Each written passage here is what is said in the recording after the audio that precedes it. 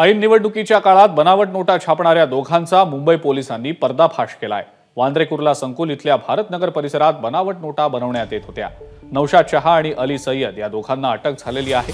BKC मधून 5, 10, 100 आणि 500च्या बनावट चलनी नोटा जप्त करण्यात आल्या। या प्रकरणी आरोपींना 5 दिवसांची पोलीस कोठडी सुनावण्यात आलेली आहे। अधिक अपडेट या संदर्भातली आपण जाणून घेऊया। सूरज सावंत आपले प्रतिनिधी आपल्या सोबत आहेत सध्या।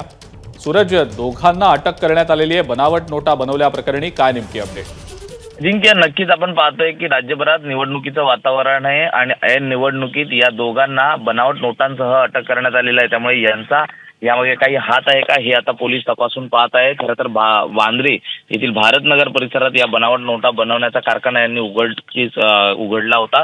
त्यामध्ये 5 ची त्याचबरोबर 10, 100 आणि 500 याच नोटा या लोक चलनी नोटा बनवत होते आणि त्यासाठी आणलेला कागद हा देखील कुठून आणला याचा आता पोलीस तपास करताना पाहायला मिळत आहे। मात्र यामध्ये निवडणुकी संदर्भात काही अपडेट मिळत आहेत का किंवा निवडणुकीसाठी या नोटा छापल्या जात होत्या का याचा पण देखील आता पोलीस तपास करत आहेत। मात्र या एकूणच प्रकरणामुळे पोलीस देखील आता या आरोपींची कसून चौकशी करताना पाहायला मिळत आहेत। न्यायालयाने या दोघांना 5 दिवसांची पोलीस कोठडी सुनावलेली आहे। नौशाद तपासानंतर नेमकं काय आणखी समोर येतं हे देखील पाहणं महत्त्वाचं असेल। सूरज, धन्यवाद माहिती दिली त्याबद्दल।